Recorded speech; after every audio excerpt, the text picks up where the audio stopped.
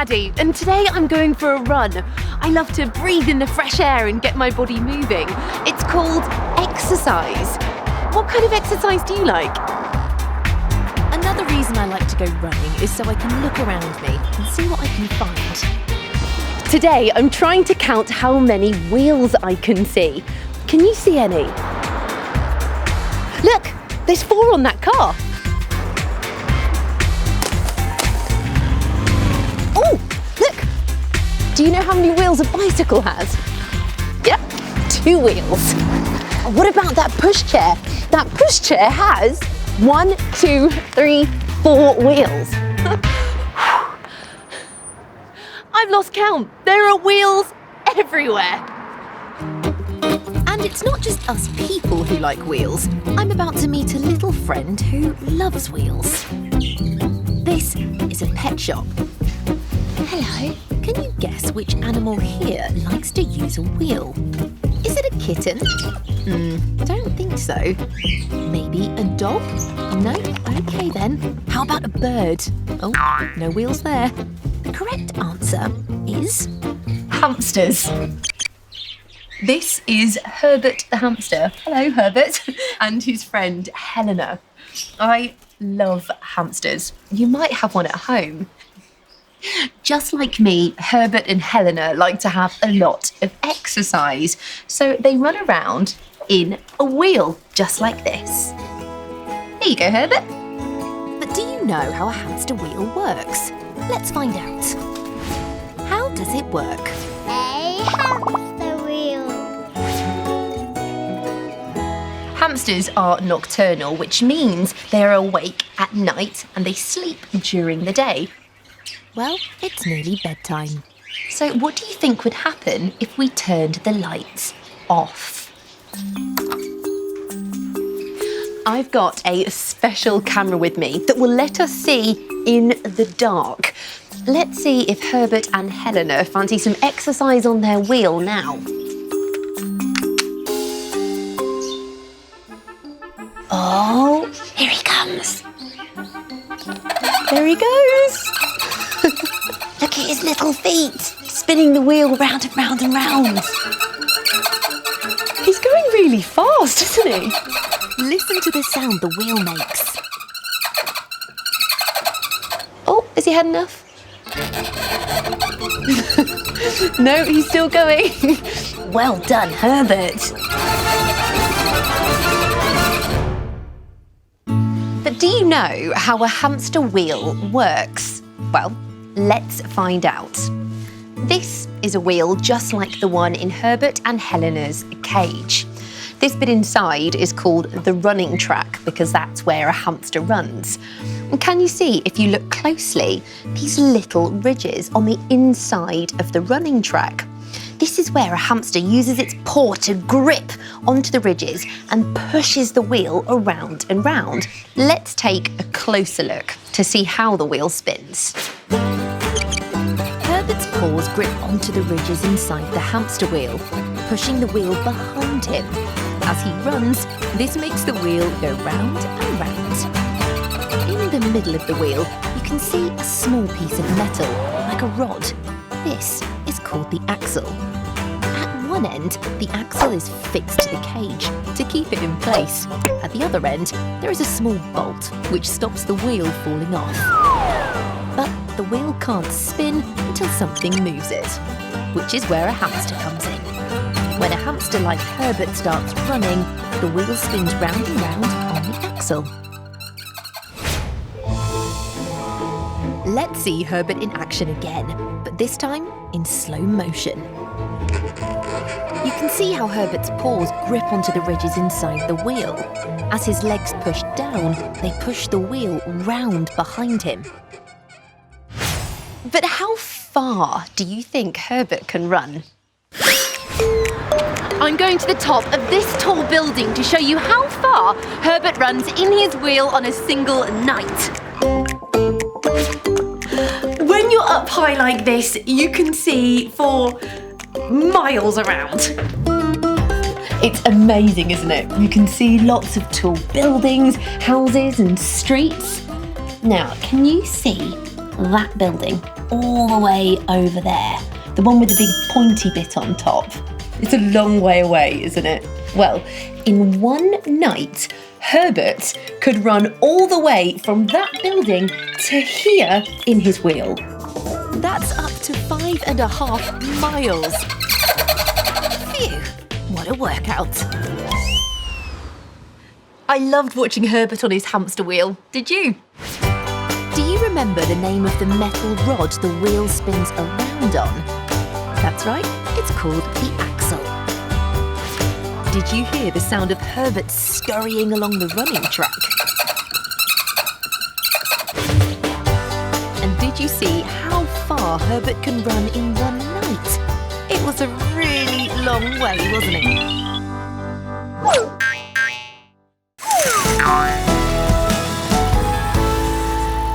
So now you know how a hamster wheel works and just how far Herbert could run in a single night. I think he deserves a rest now. Did you notice all this soft bedding in Herbert and Helena's cage? These are wood shavings. Different animals like to live in different places. Some birds build nests in the trees. Rabbits bury under the ground and live in burrows. Fish hide behind weeds in the water. But what do you think lives in something like this? Do you know? This is an insect hotel, and it's been made for the types of insects you might find in your garden. There are lots of different types of insects, aren't there? And they like to live in the nooks and crannies they can find in the wild, or places that they can hide. I've got my special camera with me. It's called a microscope, and it lets me see things that are really small, up close and big. So let's find out if any insects have come to stay in this insect hotel. Oh, can you see that? Those are called woodlice. Look. Do the woodlice have any neighbours? Let's have a look. Oh, yes. So there was a little spider scurrying away there. Ah, look, can you see that? That's a slug. Look at it, it's all slimy and slippery. That's amazing. This insect hotel is quite full. But do you know how an insect hotel is made? Let's find out. How is it made? An insect hotel. Making an insect hotel starts with this. Wood. All this wood comes from a forest which grows trees especially to be used to make things. And this wood is going to be used to make an insect hotel, like this one.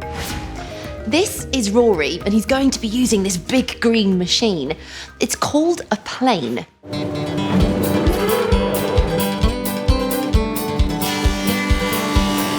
A plane is a bit like a giant potato peeler. As Rory pushes the piece of wood through the plane, it peels off the top layer just like potato skin. It means he can get the wood to just the right thickness for the insect hotel. Next, Rory cuts the wood to the right length using a saw.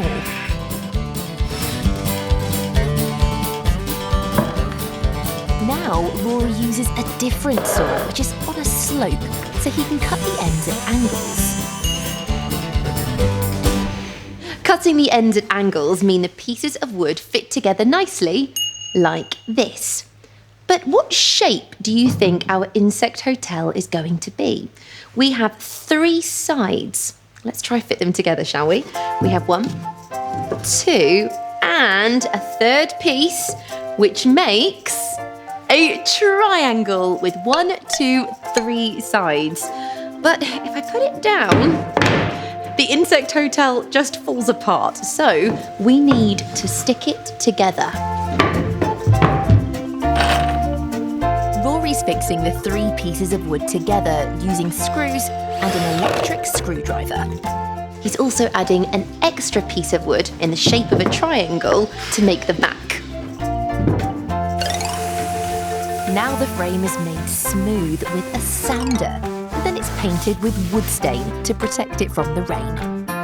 So the frame is ready, but what about all the bits that go on the inside? Well, first, we need a block of wood for all the insects to crawl into.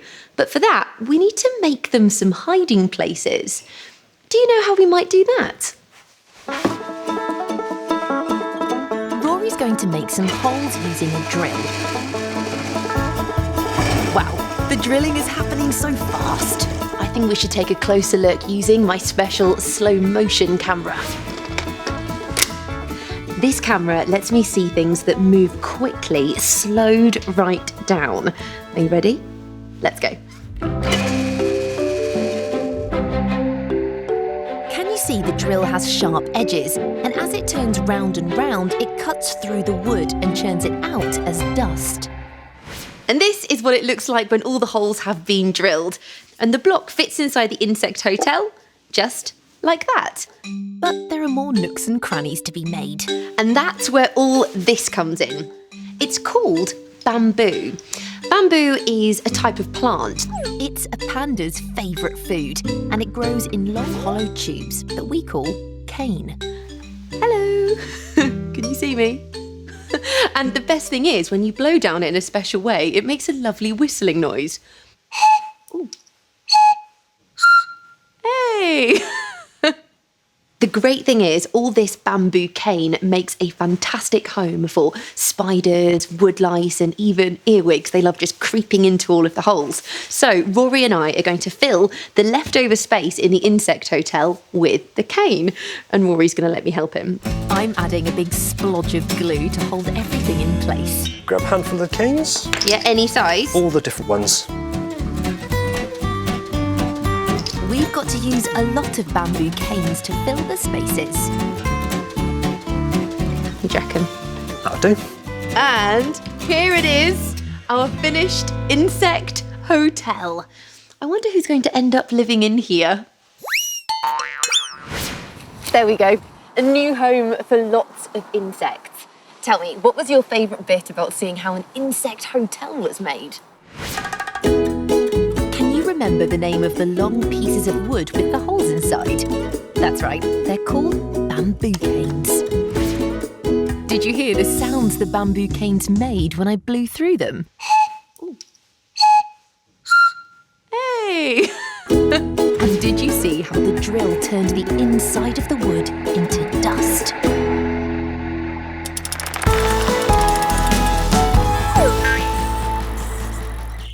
So now you know how an insect hotel is made and how a hamster wheel works. Animals are great fun and I love being with them and seeing them outside, and I hope you do too. So from Helena, Herbert and me, see you next time.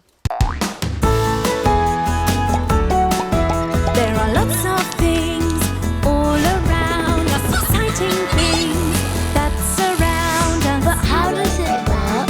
Do you know? How is it made? Do you know? Things that go up, things that go down, things that go pop, things that go round, with special cameras to show you inside. It's going to be a big surprise. But how does it work? Do you know? How is it made? Do you know? Do you know? Let's find out! Hello, I'm Maddie, and today I'm at a fire station. Sometimes accidents happen which could cause a building to catch fire. If this happens, someone will call the fire brigade, who will rush to the fire, put out the flames, and make sure things are safe for everyone. But do you know how firefighters put out a fire? Let's find out. How does it work? A fire engine hose. This is a special fire tower, and it's used by firefighters so they can practice putting out flames. Now, you should never play with fire. It can be very dangerous. But can you see something coming out of the middle? That is smoke, and it's been put there especially so the firefighters can practice putting it out as if it were a real fire. But how do you think they're going to do it? That's right, they're going to pour water on it. Trouble is, it's a really long way away. So we need to find a way to get the water up there to put the fire out.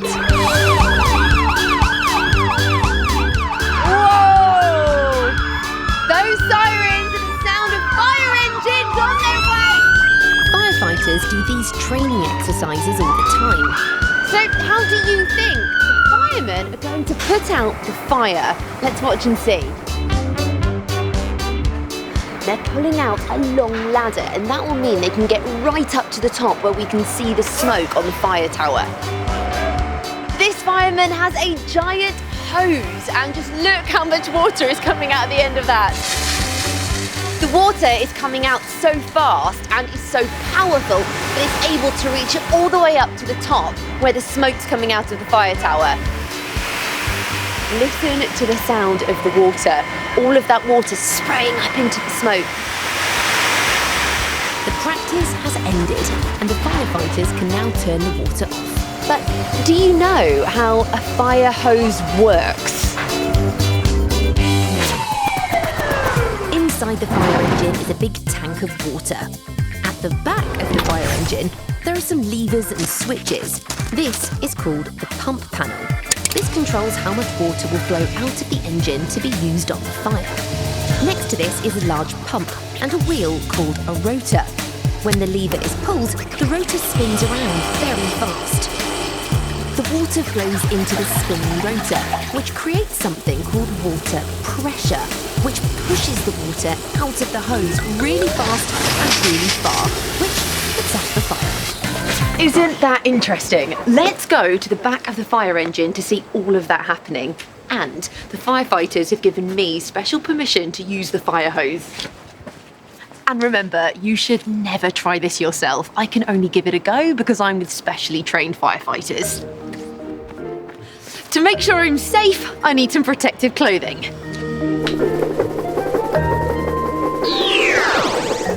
Ta-da! All of the hoses are kept rolled up neatly in the side of the engine. Here they go. And wow, they are really heavy. When they're needed, the hoses are unwound and then they're attached to the back of the fire engine. The end of the hose is attached to this metal tap. It's called a valve, and the valve is connected to the water tank inside the engine and this, the pump. This here is the pump panel, and this is where the firefighters can control the water and turn it on and off. Clever, isn't it?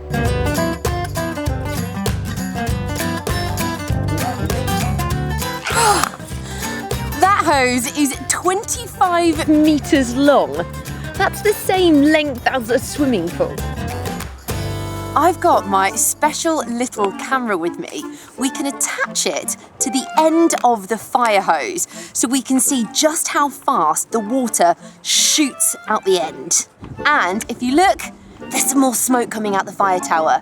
That can only mean the firefighters are about to start another practice. And this time, it's my turn to have a go at using the fire hose. Got a bit of water on you.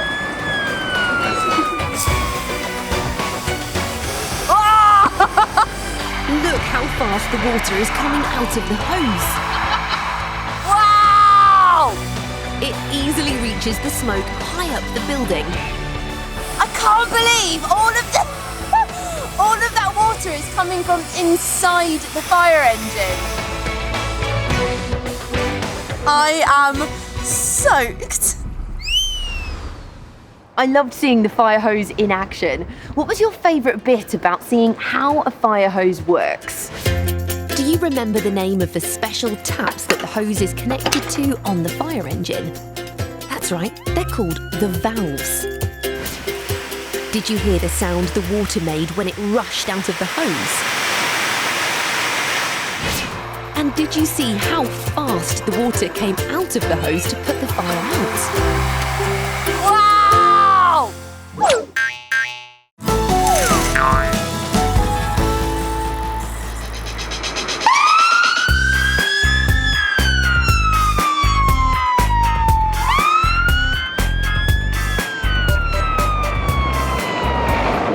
The fire Fire engines are really important because they take firefighters and all of their equipment to a fire so they can put it out really quickly. But when they're driving fast to the scene of a fire engine needs to be seen and heard so that other drivers on the road know that they're there. And that's why a fire engine has a big blue light, a siren, and special markings on the side so that everybody can see it. Police cars, ambulances, and of course, fire engines are covered in these special stickers. They're called reflective strips. And the really clever thing about them is that they can be seen in the dark. You might have some reflective strips on your clothes or maybe on a bag so that you can be seen better at night time. But do you know how reflective strips are made? Let's find out. How is it made? Reflective strips. Today I'm going to show you how this turns in to this. Come with me.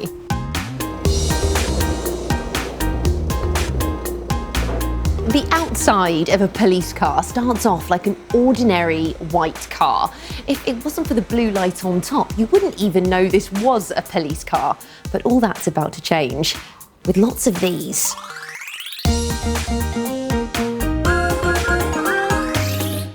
These are huge rolls of reflective material, and the team here is going to cut the yellow, blue, and red rolls into different shapes to turn the white car into a police car. The different shapes and sizes are designed on this computer, and then that information is sent to a machine.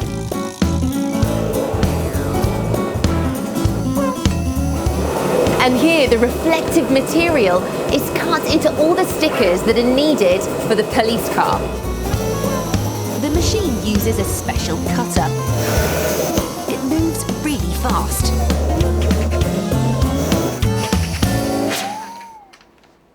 Jake is popping out all of the different pieces from the sheet of material, and then he's going to take them over to be stuck on the car. But how do you think he's going to stick them on? Well, all of those different shapes and strips have a sticky back. They're just like giant stickers. Do you like stickers? Steve first makes sure the stickers are in the right position. And then, when it's ready, he very carefully peels off the sticky back. It's a great sound, isn't it? And then he just presses down the sticker using this tool. It's called a squeegee, and the squeegee rubs the sticker down onto the car and makes sure there aren't any air bubbles which would cause it to lift off the car.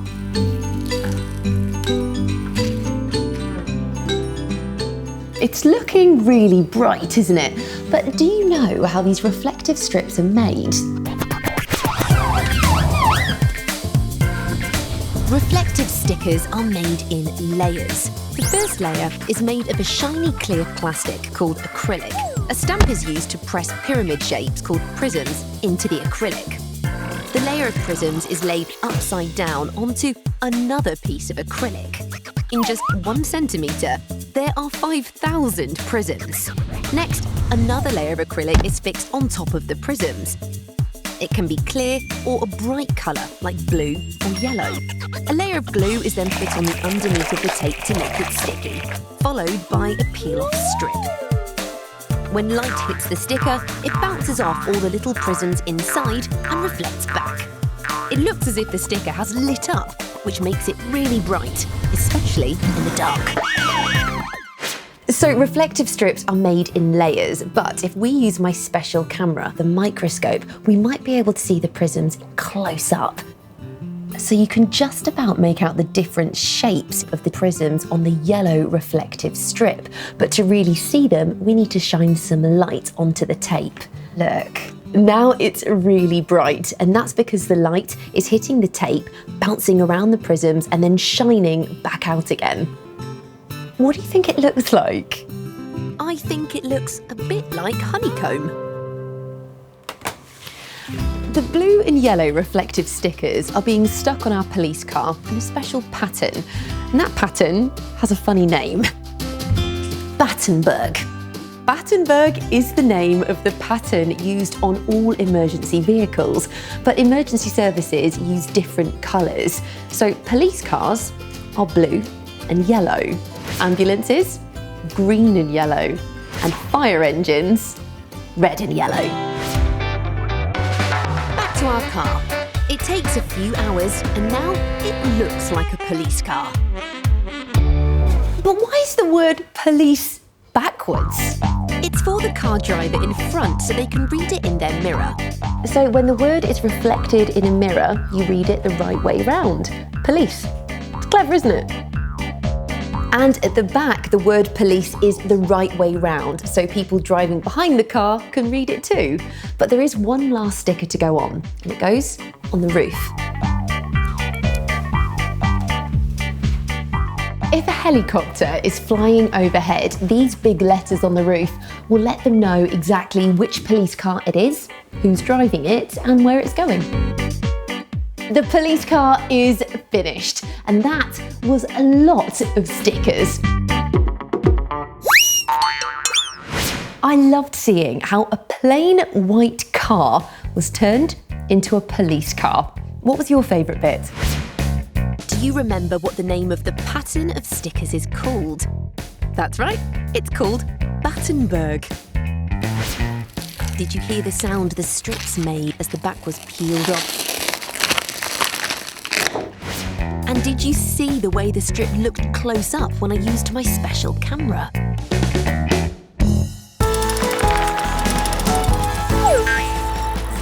So the next time you see an emergency vehicle, you'll know all about the reflective strips, about how they were put on, how they're made, and what the different colours mean.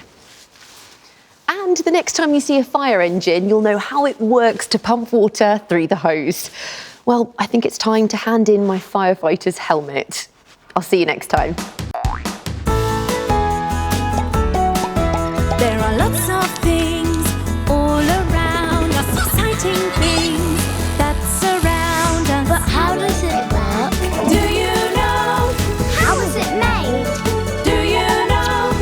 Things that go up, things that go down, things that go pop, things that go round with special cameras to show you inside. It's going to be a big surprise. But how does it work? Do you know? How is it made? Do you know?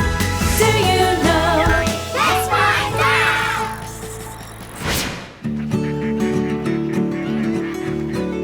Hello, I'm Maddie, and today I'm going out for a nice long walk. I don't know about you, but when I go on a long walk, I like to take a few things with me. What do you take? I've got some snacks in here, a juicy apple and a drink, fizzy water. It's one of my favourites.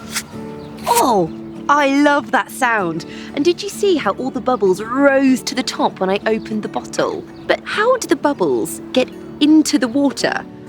Do you know how fizzy water works? Let's find out.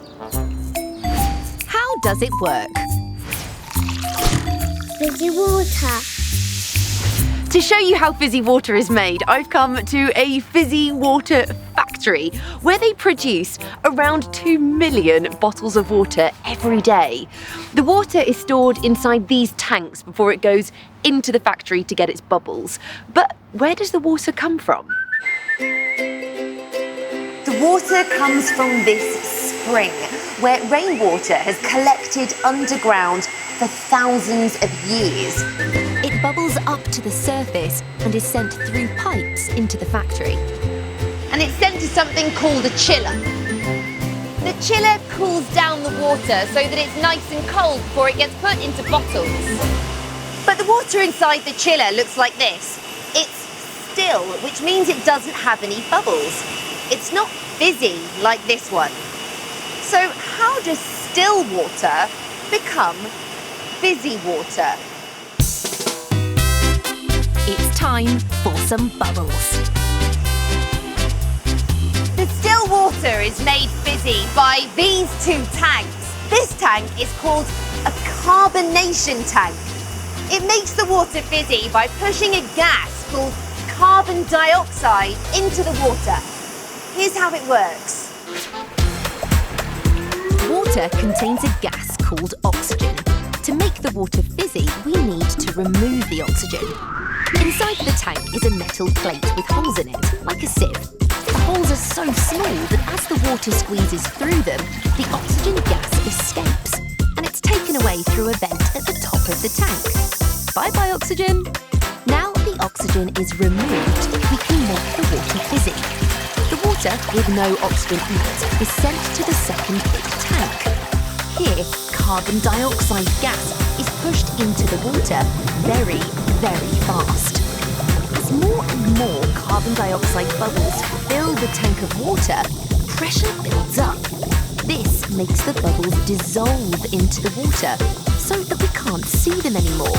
And now the water is fizzy. The pressure is like a balloon ready to burst. And it stays like this as the water is put into bottles. We only see the bubbles again when the bottle is opened. The pressure is released, we hear a big fizzing sound, and the bubbles rush to the surface. Clever, isn't it? Let's use my special camera to get a closer look at the carbonation tanks. So the cold, still water comes in from the chiller, through this pipe and into this first tank. And inside here, all of the oxygen is sieved out. And then it goes into the second tank. And in the second tank, the water gets its bubbles. The carbon dioxide goes in through this pipe just here. And it's squeezed and squeezed into the water until all of the bubbles dissolve. And then, when it's fizzy, the water comes out of the tank, goes through this pipe, off to get put into bottles. And this is where the bottles are filled with water. Look how fast the bottles fill up with the water. So this is a finished bottle of fizzy water. I can't see any bubbles, can you? Should we let the bubbles out? Oh! Did you hear that? Let's hear it again. What a brilliant hissing sound. As I undid the lid, all of the gas was released and they bubbled up to the top. Let's use my special camera to slow things down and watch it again. This camera films in slow motion, which means that when I open the bottle, the bubbles of gas will be released and we can see it happening really slowly. So, let's press record. You ready? Can you see there are no bubbles until I open the bottle? And then thousands of tiny bubbles rush to the surface. Now that was brilliant.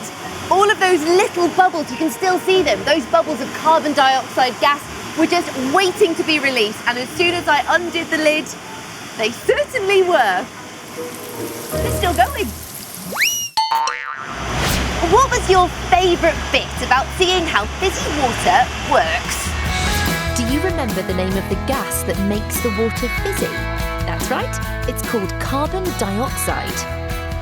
Did you hear the sound the bottle made when I opened it? Oh! And did you see the way the bubbles go up inside the bottle when I used my special camera?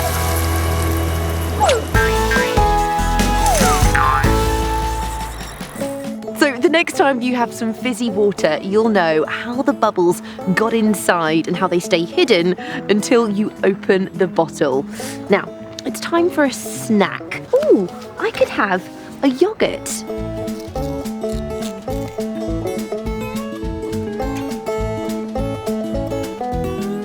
Yum.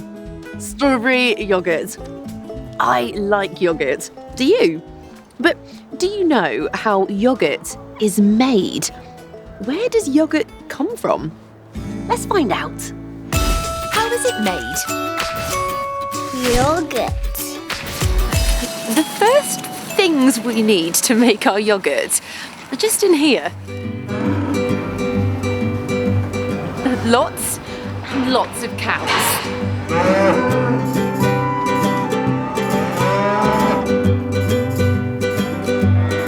All yogurt is made from milk, but the yogurt we're going to see being made today comes from cow's milk. So to see yogurt being made, first, we need some milk.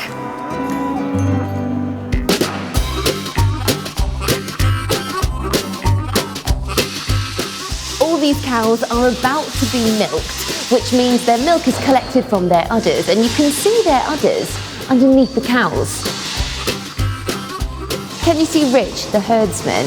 He's attaching a special pipe to the cow's udders. This is called a cluster, and it gently sucks the milk from the cow's udders and takes it down this pipe to this plastic tub called a milk meter, which measures the amount of milk the cow produces.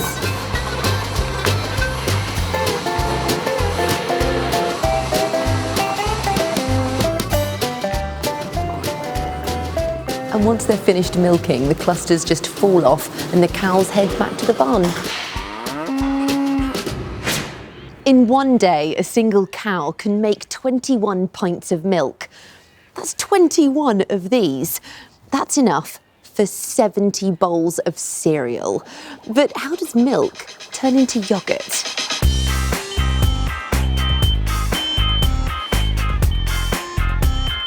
Once the milk has been collected, it's taken to the factory in a lorry and stored in huge tanks called milk silos. The milk is then taken from the silos into the factory to be made into yogurt. The first stage is for all of the ingredients to get mixed together, and that happens here in the mixing room. Yogurt is made from milk, cream, some milk powder and a bit of sugar. And once they're mixed together, they get sent onto the next part of the factory. The next stage happens in here, and it's very noisy. Look at all those pipes. All the ingredients that have now been mixed together are heated up. This is called pasteurization, and it gets rid of any bad bacteria that could be in the milk. Once it's reached the right temperature, the pasteurized mixture is moved into one of these. They're called incubation tanks, and they are huge. Now a special ingredient is added, and it will turn the milky mixture into yogurt. This special ingredient is called a starter culture, and it's made of a mix of good bacteria.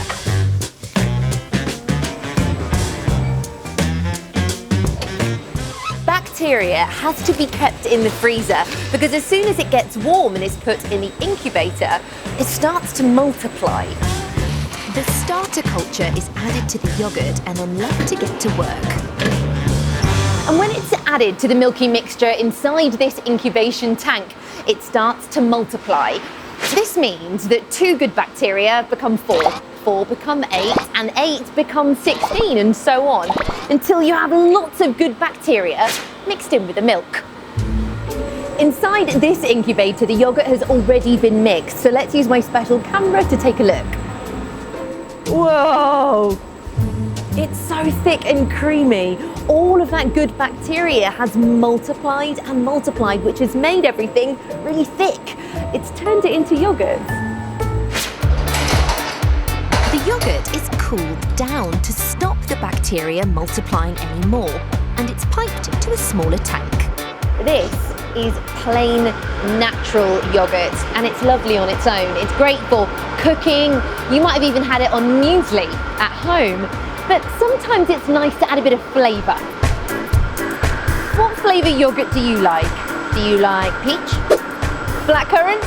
Let's see what flavour this yogurt's going to be. This is strawberry puree, and it's going to turn the plain yogurt into strawberry yogurt, my favourite. The mixer turns the yogurt and fruit puree into a lovely pink colour. It's now time for the drop test, and this is where the team check that the yogurt is the right thickness. If the yogurt is thick enough, it's ready to go into pots. The machine works so quickly. 1 dollop of yogurt in every pot, and look how many pots there are. This factory could make over 1 million pots of yogurt a day. I love the sound of the lids being glued down onto the pots. It sounds like a train going over tracks.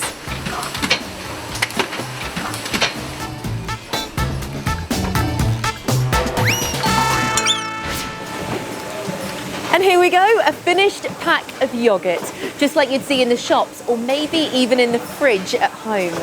What was your favourite part about seeing how yoghurt was made? Do you remember what part of the cow the milk comes from? That's right, it's the udder. Did you hear the sound of the lids being pressed onto the pots?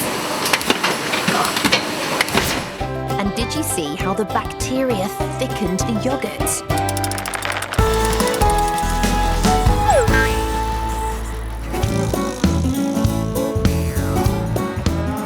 So the next time you tuck into a tasty yoghurt, you'll know that it started out as milk that came from a cow.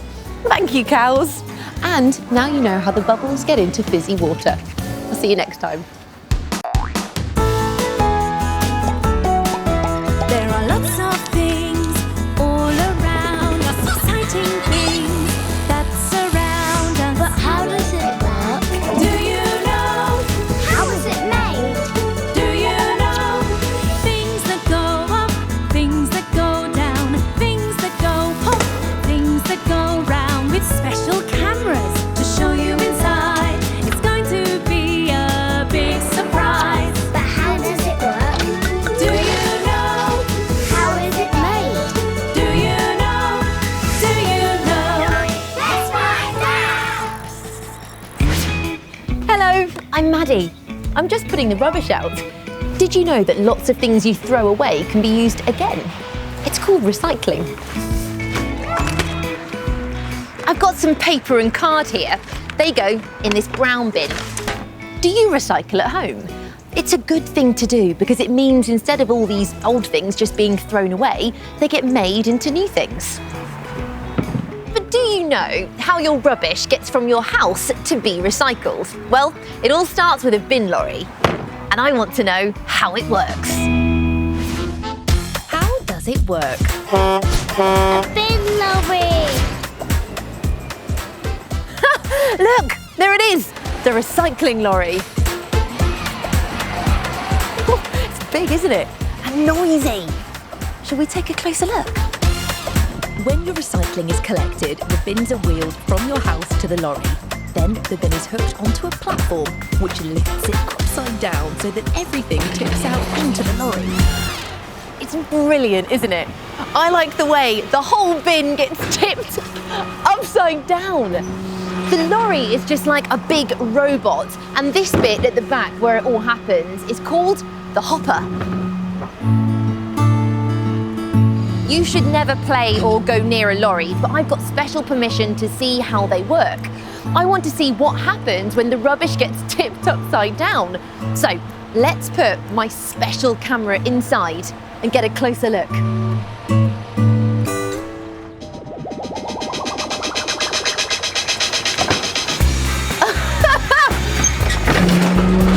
Look at all that recycling! It smells a little bit. And now, this huge metal arm inside the hopper has come down from the lorry and is dragging all the recycling up and pulling it to the back. Woohoo! The recycling lorry, it sounds alive. It's making so many noises. Even when it stops, it goes... It's a bit like it's sneezing. That was so much fun. Let's see it again in slow motion. Here comes the bin, tipping, tipping, and there goes the recycling. It looks amazing, but do you know how the hopper tips the bin? Let's find out. On bin day, your bin is wheeled to the back of the lorry and hooked onto a robotic arm at the back called the rear loader. When the bin is locked into position, the rear loader arm starts moving. The first part moves upwards, lifting the bin higher and higher. Then it starts to move backwards, and this tips the bin upside down. The lid tips open so that all the recycling falls out. Inside the lorry, the recycling falls into a big tank. Next, a moving wall pushes all the recycling to the back of the lorry, crushing it together. This means there's room for more recycling. This bit at the back, the hopper, is really clever, isn't it? And look, there go 2 more recycling bins. And remember, inside the lorry, you have a big moving wall that is pushing the recycling together to save space.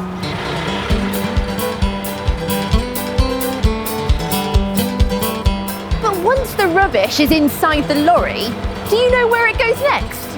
Well, follow me.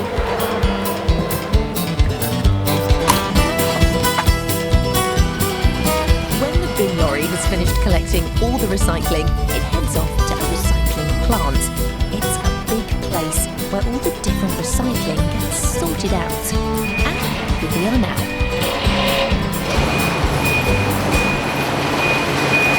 This big pile of plastic and paper here is recycling collected from lots of people's homes. And our lorry is adding to the pile right now. Wow! Just look at all that! I can't believe how much recycling was squeezed into this lorry. Next, a digger truck scoops up the recycling and tips it into this. It makes its way to this large metal wheel which crushes up the recycling to make it flat where it's ready to go on to the next stage. In here, people are sorting through the recycling, taking anything that can't be recycled out. Everything else keeps going along the conveyor belt through here. The recycling goes into a huge drum. The drum spins around and the heavy things fall to the bottom and the lighter bits of recycling stay at the top.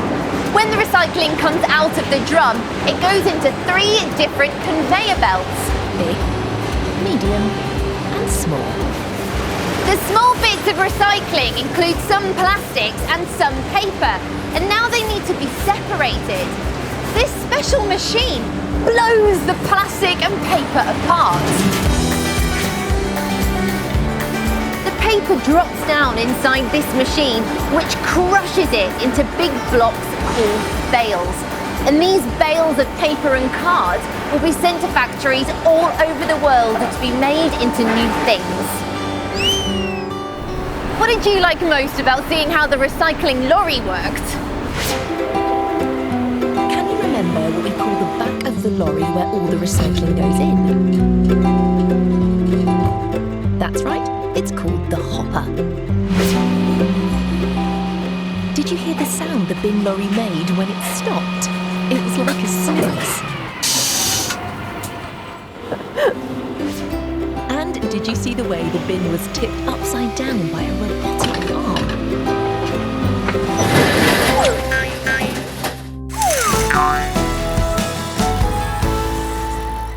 So, now you know how a recycling truck works and how some of your recycling gets taken here to a recycling plant. But do you know how it gets recycled or what it gets made into? Let's find out. How is it made? A newspaper. One of the places your old recycled paper might end up is here, in a paper mill. Here they turn your recycled paper and cardboard into this, newspaper, and I'm going to show you how they do it. This is all recycling that was collected from people's homes and offices and turned into bales at a recycling plant. The bales are being placed onto this moving belt where they go to be broken up into loose pieces and then are carried all the way to a special machine called a pulper. And this is the pulper. It spins all the old paper round and round and mixes it with water. So it's a bit like a washing machine. This pulper is enormous. It's one of the biggest in the world. All of the spinning and mixing with water breaks the paper up and turns it into something called pulp. It looks like muddy, sludgy sludgy water, doesn't it? I don't want to get too close, so let's use my special camera instead. Are you ready? Let's go for a dip. Can you believe that this muddy, sludgy pulp is going to become newspaper? Yuck. Luckily, the camera is in a waterproof case. Sorry, special camera. The pulp goes through a giant sieve, and anything we don't want in our paper, like bits of plastic, gets taken out. Then the pulp goes to the next part of the mill, which is enormous and very noisy. So noisy that you can't hear anything else. But follow me. The pulp travels through this pipe into another big machine. Come and have a look at this. The pulp is going round this spinning roller to be washed. This gets rid of all the ink. It's very messy. When it's dried, it comes out white. Come and have a look.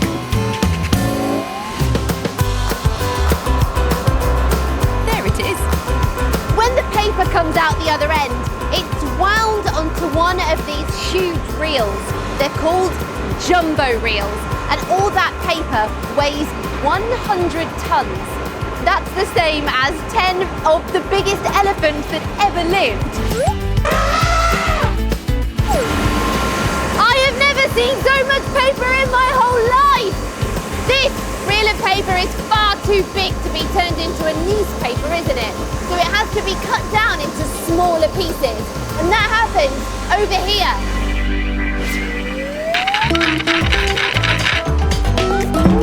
And now these smaller reels of paper are ready to go off to the printers to be turned into newspaper.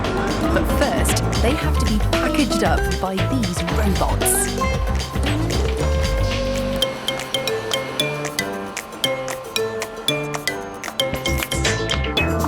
This is a newspaper printers, and here the reels of plain recycled paper we saw made at the paper mill are loaded onto this machine, ready to be turned into newspapers for us to read.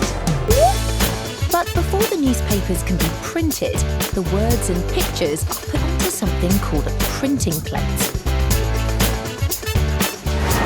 Once the plates have been created, they're put onto this long roller. It's called a cylinder, and the cylinder is a bit like a stamp. And when it's covered in ink and rolled over the plain paper, it leaves a mark, just like my stamp here. It works a bit like this. The stamp, or plate, gets pressed into the ink, and the ink gets pressed onto the paper, leaving the words and pictures that we need to make a newspaper. But the printing press goes much, much quicker.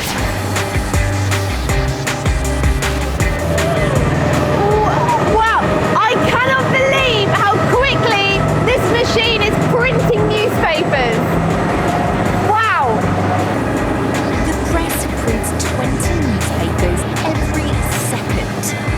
Once the paper has been printed, it goes to this machine where it's cut to size, folded and stapled together, making a finished newspaper.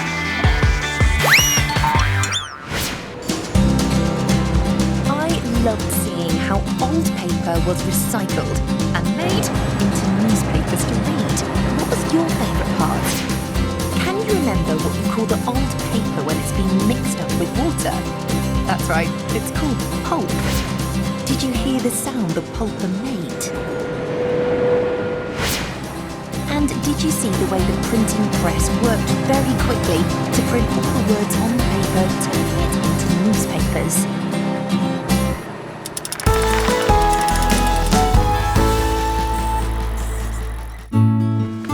It has been so exciting seeing how all our old rubbish can be recycled and made into new things like this newspaper.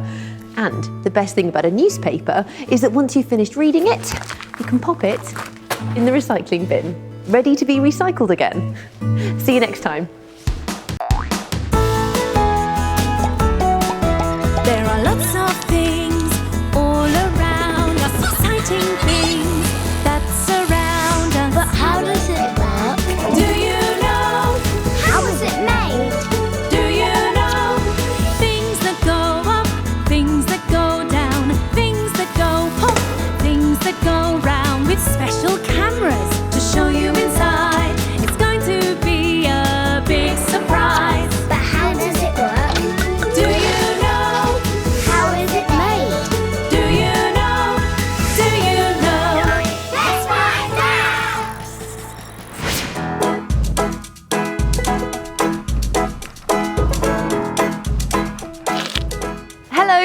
Maddie, and today I've come to the park to ride my bike. Have you learned how to ride a bike? Now, they say once you've learned, you never forget. But do you know how a bike works? Let's find out. How does it work? A bike. When I ride my bike, I put my hands on the handlebars like this, and I put my feet on the pedals. And you can see that as I push the pedals, the wheels go round too, and this is what makes the bike move. But how do the pedals make the wheels go round?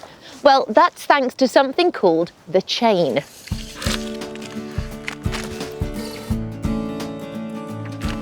The chain is this large metal loop here. It's made of lots of smaller pieces of metal that are fixed together called links. The chain goes around this large metal cog, which is attached to the pedals, and you can follow it back to the smaller metal cog, which is attached to the wheel. But to see how the chain makes the bike move, we need to take a closer look. When you push the pedals with your feet, they turn the big cog in the middle of the bike round and round.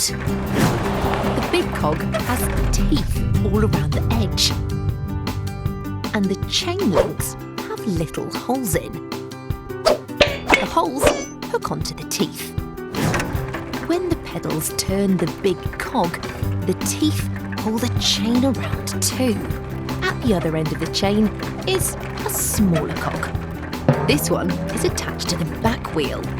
As the chain is pulled around the big cog by the pedals, the holes hook onto the teeth on the little cog, which turns the back wheel and pushes the bike along.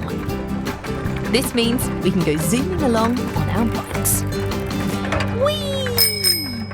How clever is that? I don't know about you, but I want to see all of that going on for real. So I'm going to go on another ride on my bike. But so you can see the chain working close up in action, I've got my special little camera here. Let's attach it to the bike.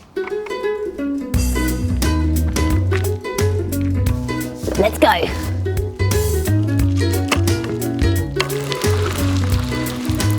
See my feet on the pedals turning the big cog.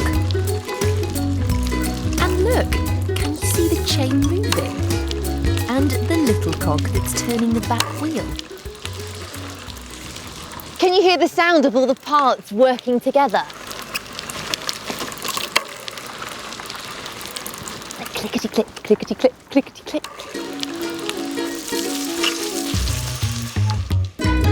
Brilliant! I love riding my bike. But what about the front wheel? The front wheel isn't attached to a chain, so how does it move? As the back wheel turns on the ground, the front wheel gets pushed along too. So even though it's not attached to the chain, it still turns. And of course the front wheel has another very important job. Can you guess what it is? Well, the front wheel is attached to the handlebars. And if I turn the handlebars one way, like this, the front wheel follows. And if I turn them the other way, the front wheel goes the same way and the bike goes that way too. The front wheel steers the bike, making sure I can stay safe and not bump into things.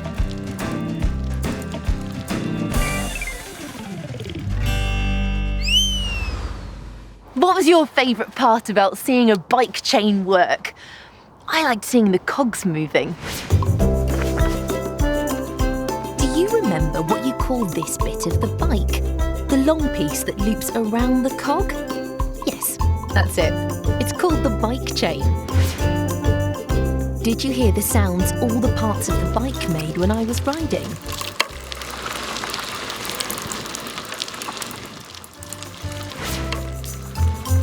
And did you see the way the pedals made the chain move and turn the bike wheel?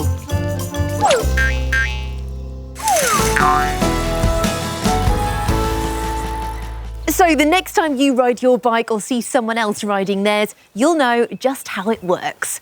But there are so many other fun things to do outside. What do you like to do? I think being outside is a great place to play with a ball. There are lots of different types of balls. Beach balls to play with in the sand.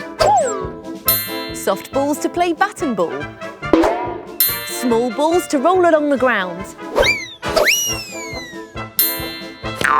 Balls to kick. But one of my favourite games is catch. And all you need for that is a tennis ball. Tennis balls can be all sorts of different colours and they're nice and fluffy. But do you know how a tennis ball is made? Let's find out. How is it made? A tennis ball. The life of a tennis ball starts here, in a tennis ball factory. They make thousands of tennis balls here and they come in all sorts of different colours. There are orange ones, pink ones, green ones, and of course, my favourite, yellow and red ones. I'm going to show you where it all starts. This is a big block of rubber. And rubber is a stretchy material that's used to make lots of different things, like the tyres on a bicycle, the sole of your shoe, or even a tennis ball. And rubber actually comes from the inside of a rubber tree. And it's sent to factories just like this one to be turned into lots of different things.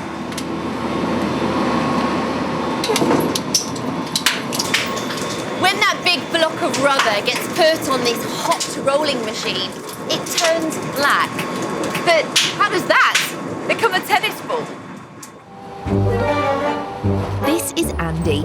He works at the factory and he's going to mix up the rubber with some special ingredients to make it really strong and bouncy. It makes lots of dust. It's like it's snowing inside.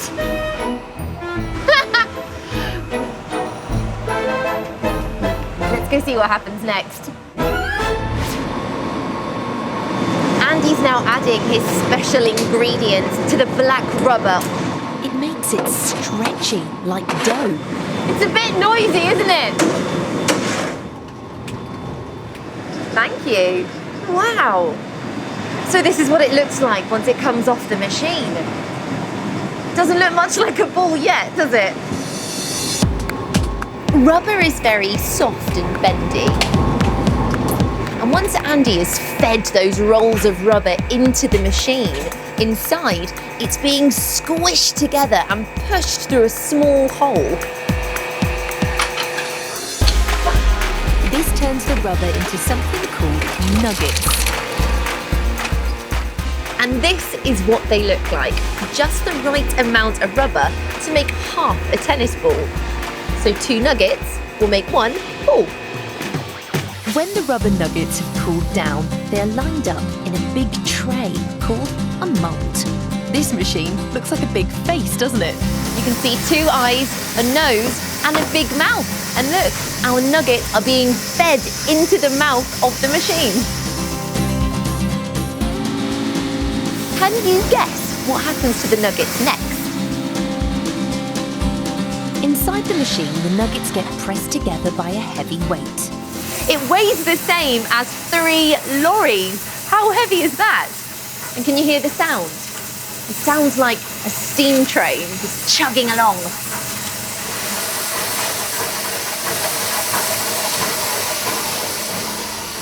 Let's see what all that weight on the mould has done to the rubber nuggets. Wow, for the first time they're actually starting to look like balls, but they're half balls at the moment and you can't play anything with that. So we need to stick them together. And this machine will do just the job. It's another pressing machine. As the machine heats the balls, it makes the rubber soft and sticky so that the 2 sides are glued together. Look, here we have our tennis ball. Look how bouncy it is. Do you think it's finished? Not quite. There's one final step, and that is its brightly coloured fuzzy coat. And this is where they put their coats on. The coats arrive at the factory like this, in 2 pieces of material. It feels all fuzzy. Do you know what animal this material comes from? Well, I brought a special camera with me. It's like a microscope, which makes really small things look really big. Let's use it on our fuzzy material to see if it can help you guess what animal this comes from. Whoa, look at that! You can see every tiny part of the cloth, and those little stringy bits are called fibres, and they help the ball to fly through the air. Ah, I think I've seen something like this before. Have you guessed the animal? Yep, it's a sheep. This material comes from wool, which you get from a sheep's coat. Our ball has now been covered in glue and it's time to put its woolly coat on. The coat comes in 2 pieces and they fit together rather like a jigsaw.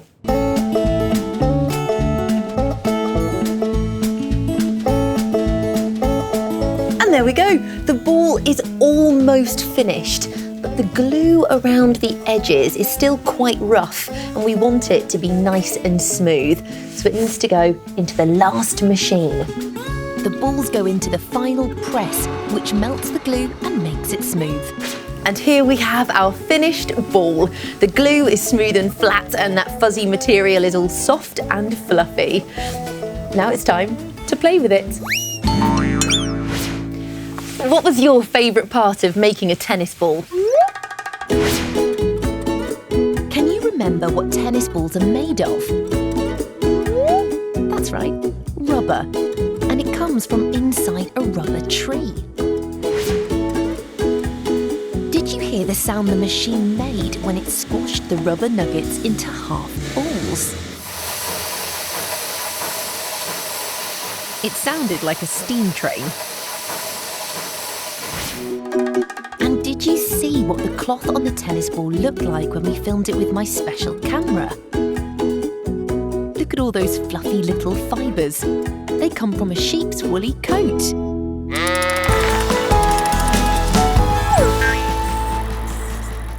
So the next time you play with the ball or go for a ride on a bike, you can tell everybody you know just how it was made and how it works. Anyone for a game of catch? See you next time.